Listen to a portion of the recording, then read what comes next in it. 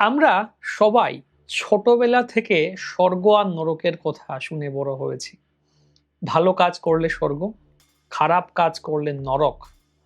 কিন্তু একটি প্রশ্ন, স্বর্গ আর নরক কি শুধু মৃত্যুর পরে কোনো দূরের জায়গা, নাকি তার কিছু চিহ্ন আমরা এখনই আমাদের চারপাশে, এমনকি নিজেদের মধ্যেও দেখতে পারি?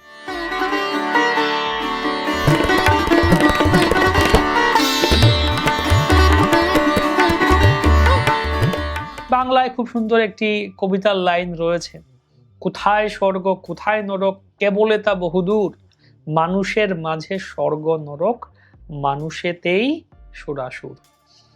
অনেকেই এই লাইনটি শুনে ভাবেন যে তাহলে বুঝি স্বর্গ নরক বলে আদৌ কিছু নেই, এটি শুধু একটি রূপকের মতো কল্পনা মাত্র। কিন্তু শাস্ত্র তা কখনোই বলে না। শাস্ত্র স্পষ্টভাবে আমাদেরকে বলছে এবং আমাদের শেখাচ্ছে যে স্বর্গ ও নরক বাস্তবে গ্রহলোক রয়েছে, বাস্তব জগৎ। স্বর্গলোক বলে একটি জায়গা রয়েছে, নরক লোক বলে একটি জায়গা রয়েছে। কিন্তু একই সঙ্গে শাস্ত্র আমাদের আরো একটি গভীর শিক্ষা দিচ্ছে যে সেই স্বর্গীয় আর নারকীয় গুণগুলি মানুষের মধ্যেই প্রকাশ পায়। অর্থাৎ আমরা এখনই বুঝতে পারি কোন প্রবৃত্তি আমাদের স্বর্গের দিকে নিয়ে যাচ্ছে আর কোনটি আমাদের নরকের দিকে ঠেলে দিচ্ছে। বা আমরা এটিও বুঝতে পারি মানুষের মধ্যে গুণ দেখে, প্রবৃত্তি দেখে, যে কোন মানুষ স্বর্গ থেকে এসছে, কোন ব্যক্তি নরক থেকে এসছে। এই সম্বন্ধে গর্গ সংহিতায় বলা হচ্ছে, অত্যন্ত কোপঃ কটুকাচ বাণী নরস্য চিহ্নম নরকে গতস্য স্বর্গাগতানামিহ জীবলোকে চত্বারি চিহ্নানি সদা বসন্তি দান প্রসঙ্গ মধুরাচ বাণী দেবার্চনম ব্রাহ্মণ পূজনম চ। খুব সুন্দর শ্লোক। যে ব্যক্তি অত্যন্ত ক্রোধী, অত্যন্ত কোপহ, কটুকাচ বাণী এবং কঠোর এবং কটু ভাষায় কথা বলে, এ সকল লক্ষণ নরকে গমন করে বা নরক থেকে আসা মানুষের চিহ্ন। আর যে ব্যক্তি স্বর্গ থেকে পৃথিবীতে এসেছে, আগে স্বর্গে ছিল, স্বর্গ থেকে পৃথিবীতে এসছে, বা আগের জীবনে স্বর্গে ছিল, স্বর্গ থেকে পৃথিবীতে এসছে, অর্থাৎ পুণ্যবান ব্যক্তি, তার মধ্যে 4টি লক্ষণ পাওয়া যায়। দান করতে আনন্দ, মধুর ভাষায় কথা বলা, দান প্রসঙ্গ মধুরাচ বাণী, এবং ভগবানের পূজা করা, দেবার্চন করা, আর ব্রাহ্মণদের সম্মান করা। এই 4টি গুণ দৈবী স্বভাব সম্বন্ধ বা সম্পন্ন মানুষের মধ্যে রয়েছে। গর্গ সংহিতায় অশ্বমেধ খণ্ডের এটি আছে। গর্গ সংহিতায় অধ্যায় 61 শ্লোক 40 থেকে 41-এ গর্গ মুনি এবং বজ্রনাভের মধ্যে সংলাপ। তো একবার নিজের জীবনের দিকে তাকাই আমরা সকলে। আমরা হয়তো ভাবি স্বর্গ বা নরক অনেক দূরের কোনো বিষয়, দূরের কোনো একটা বস্তু বলা হচ্ছে, কিন্তু না, শাস্ত্রে বলা হচ্ছে আমাদের দৈনন্দিন জীবনের মধ্যেই প্রকাশ পাচ্ছে স্বর্গ এবং নরক। নারকীয় গুণগুলির কথা দেখুন, লক্ষণগুলি। অত্যন্ত ক্রোধ। আজকের দিনে আমরা খুব সহজেই রেগে যাই। ট্রাফিক একটু দেরি হলেই প প প প যাও যাও, কেন এখানে দাঁড়িয়েছো, আমি যাব, রাগ হয়ে যায়। রাস্তায় তো জ্যাম কেন, রাগ হয়ে যায়। মোবাইলে মেসেজ করেছি, কেউ রিপ্লাই দেয়নি, ফোন দেখেনি, মেসেজ সিন করেনি, রিপ্লাই করেনি, আমার কল রিসিভ করেনি, রাগ হয়ে যায়। বাড়িতে ছোট কোনো বিষয় হলো, উত্তেজনা হলো, রাগ হয়ে যায়। আমরা কি লক্ষ্য করেছি রাগের সময় আমরা নিজেদের উপর নিয়ন্ত্রণ হারিয়ে ফেলি?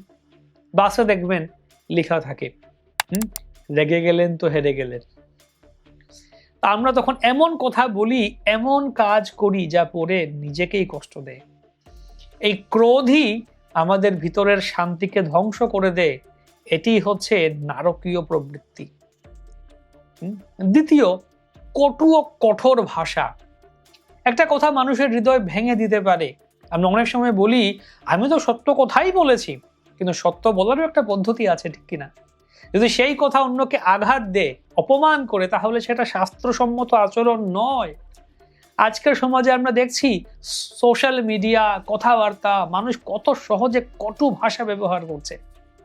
এটা ধীরে ধীরে আমাদের স্বভাব হয়ে যাচ্ছে, আর এটাই নারকীয় গুণ। এবার আসি স্বর্গীয় গুণগুলির দিকে। প্রথম গুণ দান ও প্রসঙ্গ, অর্থাৎ দান করতে আনন্দ পাওয়া। শুধু টাকা দান নয়, সময় দান, সহানুভূতি দান, জ্ঞান দান, এগুলোই হচ্ছে দান। আমরা কি এমন মানুষ যারা দিতে পছন্দ করি, নাকি সবসময় শুধু নিজের জন্যই ভাবি? নাকি সব সময় আমরা নিজে গ্রহণ করতে চাই, অন্যকে দিতে চাই না? যে মানুষ দিতে শেখে তার হৃদয় স্বাভাবিকভাবেই প্রসন্ন হয়, এটি স্বর্গীয় গুণ। দ্বিতীয়ত হচ্ছে মধুর ভাষা। আমাদের কথাবার্তা কি অন্যদের শান্তি দেয়? আমরা কি এমন ভাবে কথা বলি যাতে মানুষ আমাদের কাছে আসতে স্বাচ্ছন্দ্য বোধ করে? মধুর ভাষা মানে চাটুকারিতা নয়, সত্য কথা বলাও সম্ভব, কিন্তু ভালোবাসা আর সম্মানের সঙ্গে। এমন একজন মানুষ যার কথা শুনে অন্যরা আনন্দ পায়, সে নিজেই স্বর্গীয় পরিবেশ তৈরি করে। তৃতীয় দেবার্চন, ভগবানের সেবা করা। আমাদের জীবনে কি ভগবানের জন্য জায়গা আছে? আমাদের কতটা সময় মোবাইল, কাজ, ব্যস্ততা, নিজের দৈনন্দিন কাজ নিয়ে কাটাই, আর ভগবানের জন্য কতটা সময় রাখি?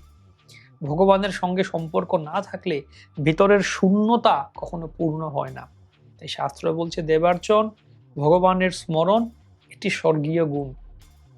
চতুর্থ ব্রাহ্মণের পূজা, ব্রাহ্মণকে সম্মান জানানো, অর্থাৎ যারা আধ্যাত্মিক জ্ঞান দেন, সাধু, শাস্ত্র শেখান, তাদের প্রতি শ্রদ্ধা রাখা।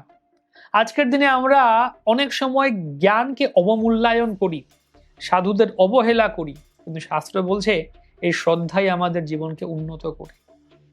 এখন পর্যন্ত আমরা গর্গ সংহিতার এই শ্লোকটি শুনলাম, কিন্তু শাস্ত্রে আরো বলা হচ্ছে, পদ্ম পুরাণেও এরকম বিস্তারিত হয়ে ব্যাখ্যা করা হচ্ছে।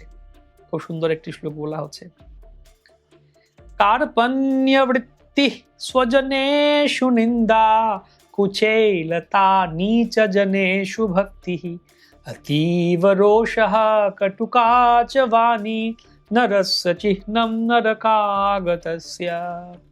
কি, যে মানুষের মধ্যে কৃপণ স্বভাব আছে, যে নিজের স্বজনদের নিন্দা করে, যে ময়লা কুচেলা অবস্থায় থাকে, যে নিচ প্রকৃতির মানুষের প্রতি আসক্ত বা অত্যন্ত অনুরক্ত থাকে, যে অতি ক্রোধী এবং যে কটু ভাষায় কথা বলে, এই সমস্ত লক্ষণ নারকীয় প্রবৃত্তির মানুষের চিহ্ন।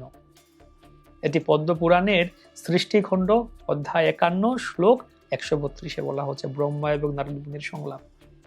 পরিষ্কার ভাবে বলা হচ্ছে এখানে যে নারকীয় প্রকৃতির মানুষের কয়েকটি প্রধান লক্ষণ যা আমাদের চারপাশে দেখতে পাই, এমনকি আমরা নিজেদের মধ্যে হয়তো দেখতে পাই। কার্পণ্য বৃত্তি, কৃপণতা, সবকিছু নিজের জন্য জমিয়ে রাখতে চায়, অন্যকে দিতে চায় না, দান করতে কষ্ট হয়। এই মানসিকতা মানুষকে সংকীর্ণতা প্রদান করে, সংকীর্ণ করে তোলে। তারপরে বলা হচ্ছে স্বজনেষু নিন্দা, নিজের লোক, আত্মীয় স্বজন, কাছের মানুষদের নিন্দা করা। বাইরে ভালো ব্যবহার করলে ঘরের মানুষদের প্রতি অসম্মান, সমালোচনা, এটা একেবারে নারকীয় প্রবৃত্তি। কুচেলতা, অর্থাৎ অপরিষ্কার, অগোছালো, নোংরা অবস্থায় থাকা, শুধু বাহ্যিক নয়, জীবনের মধ্যে অশুদ্ধতা, এটাও তার লক্ষণ। এরপর বলা হচ্ছে নীচ জনেষু ভক্তি, অর্থাৎ খারাপ, নেতিবাচক বা এ ধরনের নিচ প্রবৃত্তির মানুষদের সঙ্গ পছন্দ করা। যেমন আমরা যেমন সঙ্গ করি ধীরে ধীরে তেমন হয়ে যায়। তারপর অতীব রোষা, আগেও বলা হচ্ছিল অত্যন্ত কোপহ কটুকা চ বাণী, এখানে বলা হচ্ছে অতীব রোষা, অতি সামান্য বিষয়েও প্রচন্ড রেগে যাওয়া, নিজের মনকে নিয়ন্ত্রণ করতে না পারা, আর শেষে কটুকা চ বাণী, এমন কথা যা অন্যের হৃদয়কে আঘাত করে, সম্পর্ক নষ্ট করে। এখন আমরা যদি একটু থেমে নিজের দিকে তাকাই তাহলে বুঝতে পারবো এই গুণগুলি শুধু অন্যের মধ্যে নয়, আমাদের মধ্যেও থাকতে পারে। কখনো আমরা কৃপণতা করি, কখনো রেগে যাই, কখনো কটু কথা বলি, কখনো ভুল সঙ্গ বেছে নেই। তখনই বুঝতে হবে এই নারকীয় প্রবৃত্তিগুলি ধীরে ধীরে আমাদের মধ্যে প্রবেশ করছে। আর যদি আমরা সচেতন না হই তাহলে এই গুণগুলি আমাদের জীবনকে অশান্ত করে তুলবে। এই শ্লোকগুলি শুধু অন্যকে বিচার করার জন্য নয়, নিজের আত্মপরীক্ষা করার জন্য। আমি কেমন, আমার মধ্যে এই গুণগুলি কতটা আছে, আমি কি এগুলো কমানোর চেষ্টা করছি? এটা গুরুত্বপূর্ণ বিষয়। স্বর্গ আর নরক শুধু ভবিষ্যতের কোনো স্থান নয়, তার অভিজ্ঞতা আমরা এখন থেকেই পাচ্ছি। যখন আমরা রাগে জ্বলে উঠি, কটু ভাষায় কথা বলি, অন্যকে আঘাত করি, তখন আমাদের মনে অশান্তি, কষ্ট হয়, আমরা আধ্যাত্মিক ক্লেশ অনুভব করি, দহন, এটাই নরকের অভিজ্ঞতা। আর যখন আমরা দান করি, মধুরভাবে কথা বলি, ভগবানের স্মরণ করি, তখন আমাদের মনেই শান্তি, আনন্দ, এটাই হচ্ছে স্বর্গের অভিজ্ঞতা। তাই শাস্ত্র আমাদের একটা সহজ পথ দেখাচ্ছে। বাইরে স্বর্গ খুঁজতে হবে না, ভিতরে স্বর্গ তৈরি করতে হবে সবার মধ্যে। যদি আমরা আজ একটু সচেতন হই, একটু রাগটা কমানোর চেষ্টা করি, একটু বেশি ধৈর্য ধারণ করার চেষ্টা করি, কথা একটু কম বলি বা কম কটু কথা বলি, বেশি মধুরতা বাণীর মধ্যে নিয়ে আসি, ভগবানকে স্মরণ করি, তাহলে ধীরে ধীরে আমাদের জীবনই তো বদলে যাবে। একটা প্রশ্ন রেখে শেষ করতে চাই, আমি কি এমন একজন মানুষ যার উপস্থিতিতে অন্যরা স্বচ্ছন্দ অনুভব করে, অন্যরা শান্তি পায়, ভালো লাগে, যেন এই ব্যক্তির সঙ্গ করে ভালো লাগে, নাকি আমার সঙ্গে এসে অন্যরা অস্বস্তি অনুভব করে? একটু চিন্তা করে দেখুন। আজ থেকেই আমরা চেষ্টা করি এমন মানুষ হতে যার মধ্যে স্বর্গীয় গুণ প্রকাশ পায়, ভালো গুণ প্রকাশ পায়। তাই এর মাধ্যমে আমরা, তবে এটা একটা কথা, এর মাধ্যমে আবার বিচার করবেন না, আরে এই লোকটি নরক থেকে এসছে, এই লোক স্বর্গ থেকে এসছে, অন্যকে পয়েন্ট আউট করার প্রয়োজন, তুমি তো নরক থেকে এসছো, দেখো এই ভিডিওটি আমি শেয়ার করছি, এই ভিডিও দেখো, তুমি কিন্তু নরক থেকে এসছো ভাইয়া, আমি স্বর্গ থেকে এসছি, এরকম ভাবার প্রয়োজন নেই। শাস্ত্রে এগুলো আমাদের নিজেদের জন্য বলা হয়েছে, নিজের আত্মশোধনের জন্য, আত্মনিরীক্ষণের জন্য এই কথাগুলি বলা হচ্ছে, অন্যের দিকে আঙ্গুল তাকানোর জন্য এই কথাগুলি বলা হচ্ছে না। ভালো থাকুন, সুস্থ থাকুন, ভজনে থাকুন। হরে কৃষ্ণ।